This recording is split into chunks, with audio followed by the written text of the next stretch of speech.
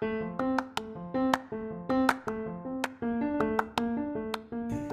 are you ready for another exciting episode of Mentor Moments? I am. We just want to take this time and just thank you guys for continuing to tune in and listen to Dr. Keener and I chat with some of our awesome guests. It's been a lot of fun, so just thanks again. And as a reminder, Mentor Moments is a collaboration between Maryville University's Rehabilitation Counseling Student Organization and the Missouri Rehabilitation Association Eastern Chapter. On this episode of Mentor Moments, it is all about me. Today, we're going to take a deeper dive and learn a little bit more about Brayton. Brayton is in his last semester here at Maryville University. He's going to share some tips on how he's been successful in school, what he's looking forward to as he wraps up his internship, and then life after graduation.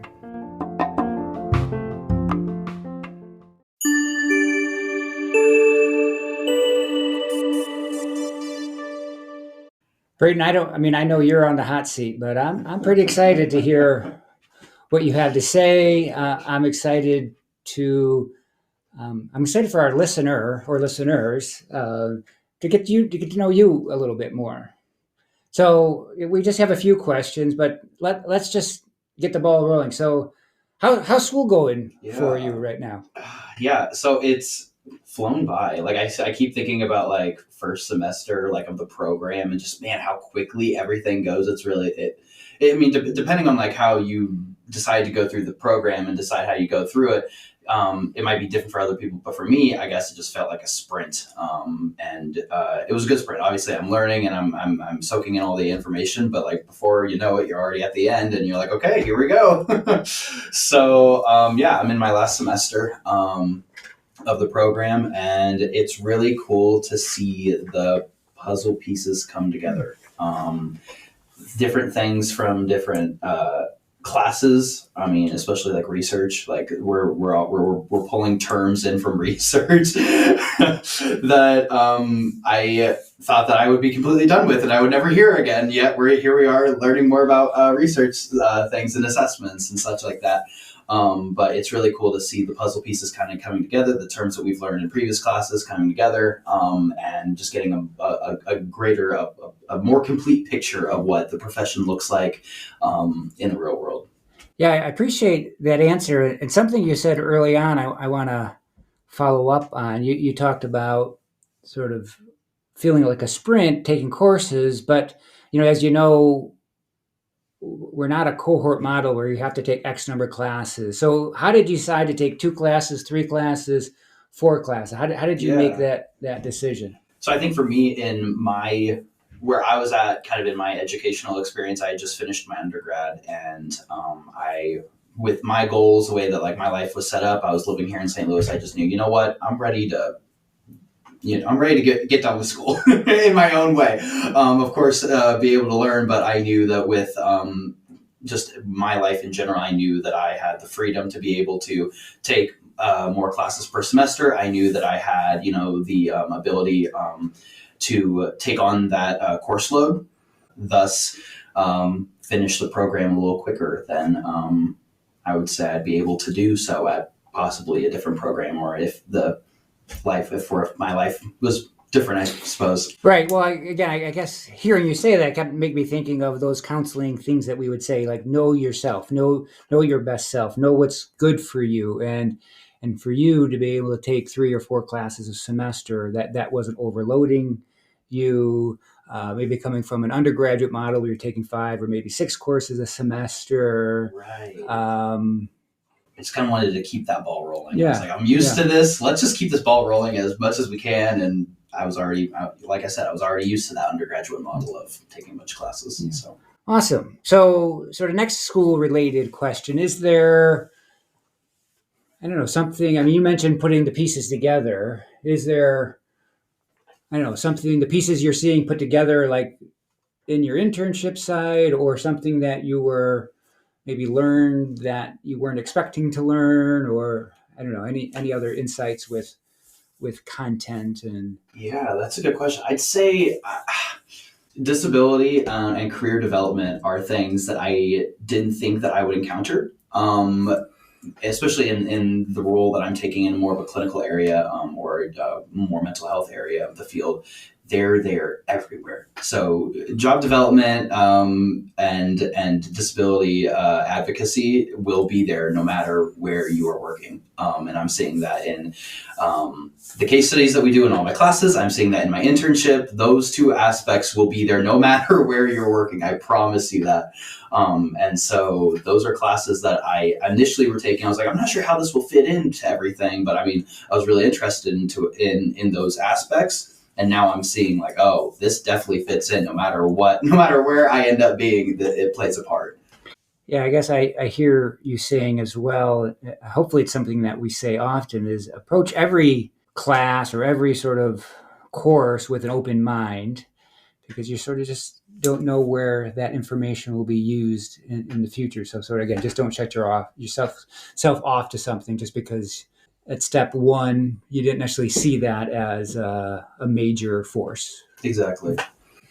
All right, so I guess my last question about school is, maybe a soon-to-be student or a first semester student. Do you have a tip, any suggestion for those just starting? Yeah, I think the last time that like we chatted like just about this, I think I said something like, get to know your classmates, get to know your cohort, get to know like your professors.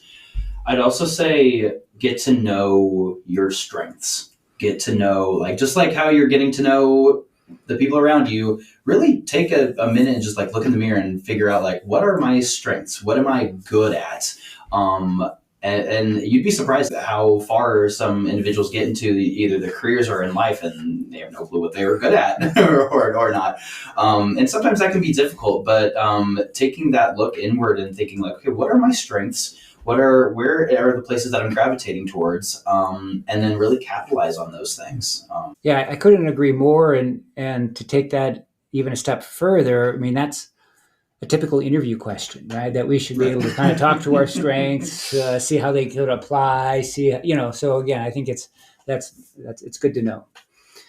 So you also have a new transition in your internship. You want to talk a little bit about that? Yeah. So my first semester of my internship, I had completed with Youth in Need. I was previously at their emergency shelter, serving as a therapist there. And it was such an awesome experience. I got to see so much. Every single day was completely different. And with this semester, the semester I'm in currently, I have transitioned now into the school-based setting. So now I am in 2 locations, 2 different school districts, serving as a therapist for each of those school districts. And it's been very different. It's been different in some areas, but very same in other ways. But I mean, it's totally different. Yeah. So it's almost like you've had 3 clinicals now, right? It feels like so because again, even your practicum was completely different. Yeah. Well. So, I mean, because I had completed my practicum previously at the at SLU Cancer Center, which was more clinically based and more mental health, and now and so yeah, it was. These have all been very different experiences, which I'm thankful for. I love it a lot. So again, thinking like a potential student, who would, let's just, because you're at Youth in Need now, who would be the ideal student that would do well at Youth in Need? What is sort of... Yeah, that's a good question. I would say, I don't want to go obvious here, but I do want to say, if you have an inclination to working with kids, obviously, and with that comes a lot of other traits that usually those individuals have. So kind of what we already talked about, but be open-minded. Be open-minded to different ideas, new techniques.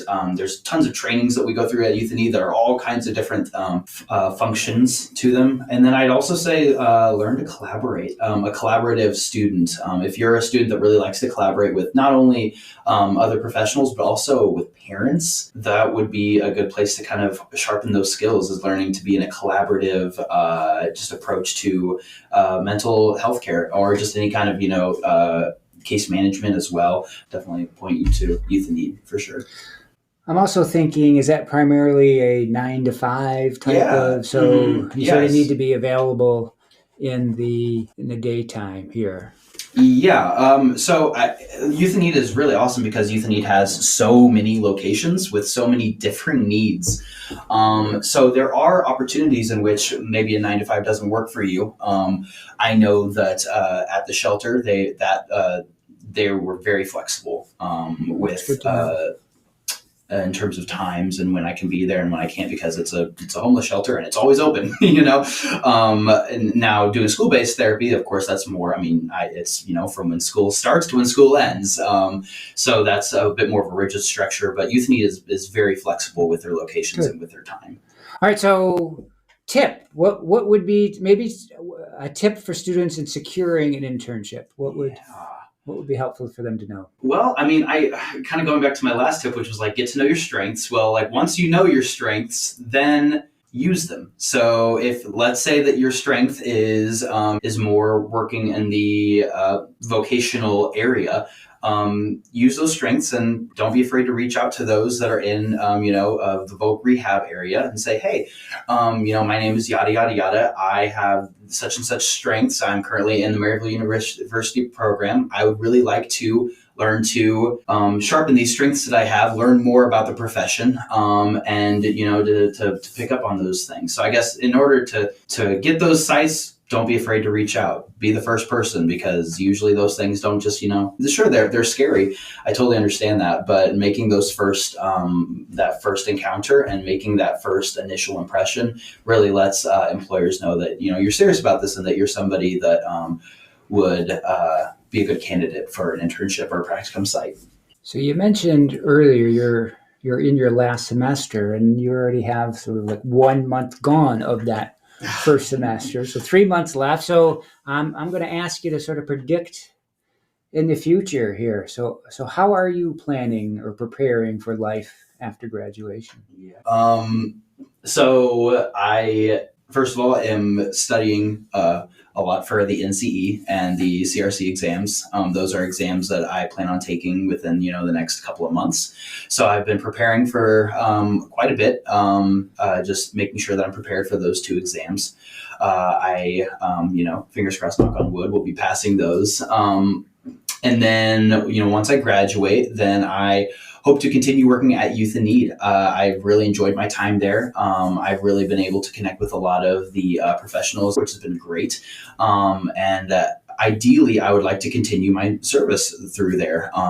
And those are that is the plan as of right now. Is pass those exams, graduate, and continue with Youth in Need, and continue getting that supervision, and then get my license after about 2 years of supervision. So yeah, that was my plan, at least. Things are always subject to change, but yeah, as of right now. Right, exactly. We're gonna hold you to that. We'll do another podcast. In a month it could be. Yeah, who knows? Yeah. Well, what about professional organizations, or how have you thought about maybe staying connected to Maryville profession at a larger scale? Yeah, well? Absolutely. I mean, already just from being able, I've been very lucky to have the privilege to interview individuals who have been a part of the Missouri Rehabilitation Association, Eastern Chapter, and the people that I've been able to meet have been awesome. Incredibly welcoming, incredibly open to sharing information and sharing, different ideas, different methods of how they work and how they practice. So that is definitely something that whenever I graduate and continue into my professional career, that I want to continue being a part of and participating in. Because just being a student and just being, seeing how close knit. It seems like everybody knows everybody. Like everybody is connected to each other in some way, shape, or form, which is awesome. And as a professional that's going to be, fresh out of college, I would certainly like just that network of individuals that I can not only rely on, but also can work with, hopefully in the future. So, yeah. Yeah, I know. I always joke that like the MRA Eastern Chapter is a built-in alumni association for me, the program. So, yeah, I would advocate to stay connected. Yeah, absolutely. As well. Well, Brayton, I appreciated getting to know you a little bit more. Hopefully, our listeners did as well. Any final words? I don't think so. No, I just thanks again for having me, and I look forward to the next couple episodes that we've got. Awesome.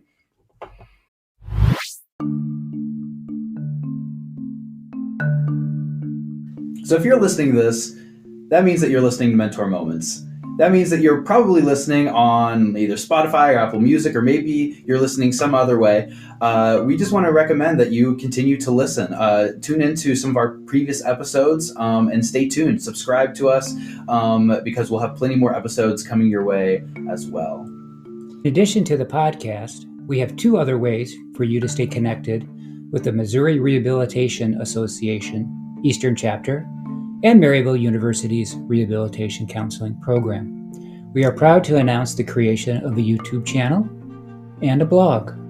Both the blog and the YouTube channel will have all things related to the Missouri Rehab Association Eastern Chapter and Maryville University's Rehabilitation Counseling Program. Check us out.